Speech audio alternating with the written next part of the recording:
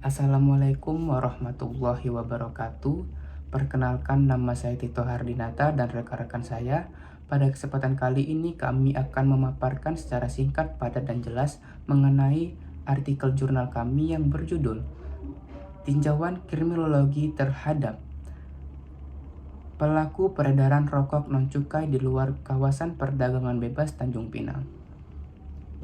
Baik, di sini saya akan memaparkan terlebih dahulu mengenai latar belakangnya.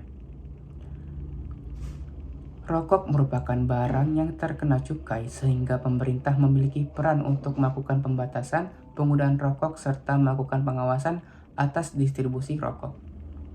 Hal tersebut sudah tercantum dalam regulasi Undang-Undang Nomor 39 Tahun 2007 tentang cukai.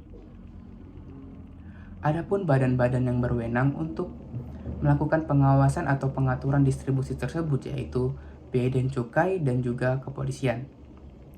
Namun hal ini tidak terjalan dengan sempurna di lapangan. Masih banyak kita jumpai peredaran rokok non-cukai tersebut, yang dimana hal tersebut jelas sekali melanggar Undang-Undang Nomor 39 Tahun 2007 tentang cukai.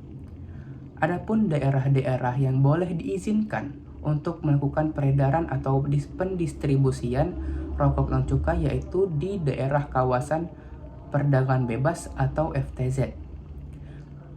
Seperti mana kita ketahui, perdagangan bebas yaitu kawasan yang diberikan oleh pemerintah untuk melakukan investasi atau perdagangan secara besar-besaran atau perdagangan secara bebas untuk dilakukan di kawasan tersebut.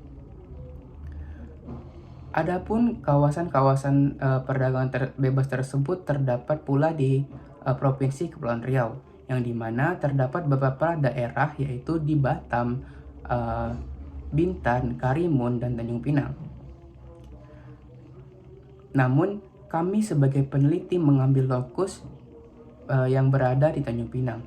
Tidak semua kawasan di Tanjung Pinang merupakan kawasan perdagangan bebas, yang dimana hanya terdapat dua wilayah yang menjadi kawasan perdagangan bebas, yaitu di kawasan Dompak dan Senggarang. Sebagai peneliti, kami mengambil lokus di Pinang Barat dan kami melakukan penelitian tersebut di sana, dan kami jumpai terdapat beberapa toko dan oknum penjual yang menjual rokok non-cukai tersebut di kawasan Tanjung Pinang Barat. Yang mana kita ketahui hal itu jelas sekali melanggar Undang-Undang Nomor 39 Tahun 2007 tentang cukai. Adapun beberapa merek yang mereka jual yaitu HD, Revo, Manchester, dan lain-lain. Menurut kesaksian dari para oknum penjual, mereka mendapatkan barang tersebut di Pasar Batu 9. Dan juga menurut kesaksian penjual bahwa keuntungan mereka sangat besar didapatkan dari penjualan rokok non-cukai tersebut, yang dimana harga rokok non-cukai tersebut di bawah rata-rata rokok cukai, yang dimana hal tersebut membuat daya tarik kepada konsumen untuk membeli rokok yang non-cukai saja. Hal ini sebenarnya memberikan dampak negatif bagi seluruh aspek, terutama negara, yang dimana rokok non-cukai itu yaitu rokok yang menghindari pajak, dan salah satu pendapatan negara Indonesia sendiri yaitu dari pajak rokok. Hal tersebut yang melatar belakangi kami sebagai peneliti untuk melakukan penelitian dan mengangkat hal tersebut menjadi jurnal atau artikel. Baik, selanjutnya metode akan dijelaskan oleh teman saya yaitu Angel.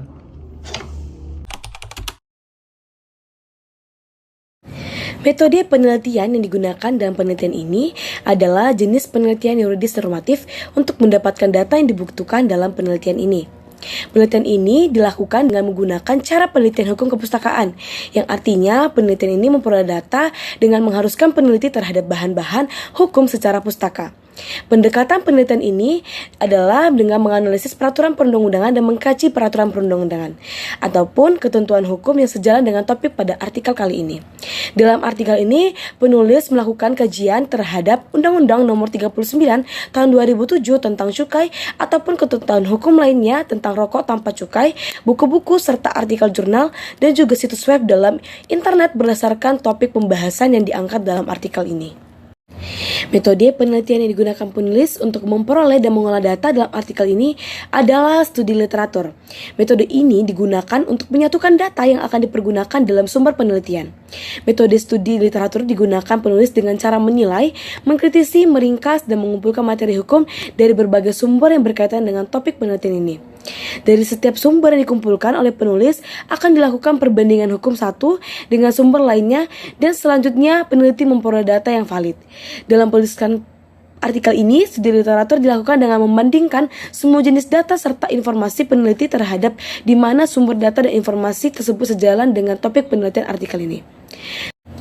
Data yang peneliti harus peroleh harus valid dan terbukti kebenarannya sehingga peneliti harus melakukan analisis data untuk memperoleh data yang valid. Analisis data sangat penting agar data yang dikumpulkan sesuai dan valid. Analisis data mencangkup proses pengumpulan dan pengurangan, penyampaian dan penarikan kesimpulan. Analisis data dilakukan oleh penulis melalui proses penyajian, pertimbangan, dan analisis hasil olahan data. Saat data penulis telah dikumpulkan dan selesai, analisis dilakukan. Sehingga dapat disimpulkan bahwa dalam penulisan artikel kali ini, peneliti menggunakan jenis penelitian yuridis normatif dengan pendekatan perundang-undangan, sementara sumber data dalam artikel ini adalah undang-undang, ketentuan hukum lainnya, buku, artikel, jurnal, dan juga web page dengan topik pembahasan peredaran rokok dan cukai. Untuk selanjutnya, semua data yang penelitian peroleh akan dianalisis agar memperoleh data yang valid.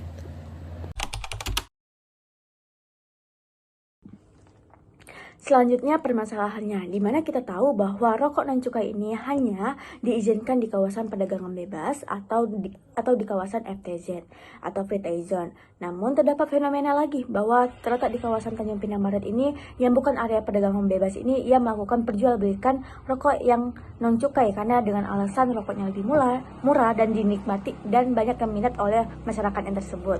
Lalu untuk itu sehingga apabila rokok non cukai disebarluaskan di luar Tanjung Pinang di kawasan perdagangan bebas, maka pelaku peredaran rokok ini atau pelaku non cukai ini harus dikenakan hukuman yang berlaku, di mana hukuman yang berlaku itu adalah pasal 54 Undang-Undang Nomor 39 Tahun 2007 tentang peredaran rokok non cukai.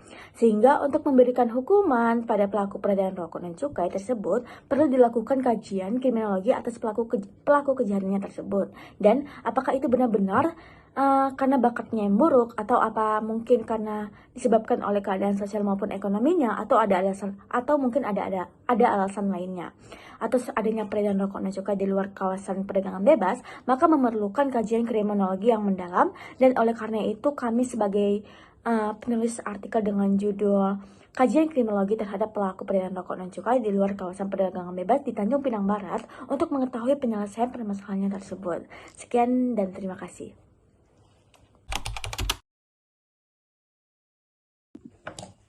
Tibalah kita di kesimpulan. Tadi kita sudah menjelaskan tentang latar belakang, permasalahan maupun metode penelitiannya. Lalu yang terakhir adalah kesimpulan. Kesimpulan yang dapat kami ambil yaitu bahwa rokok ini merupakan barang yang terkena cukai, yaitu sehingga pemerintah memiliki peran penting untuk melakukan pembatasan penggunaan rokok serta melakukan pengawasan atas distribusi rokok tersebut.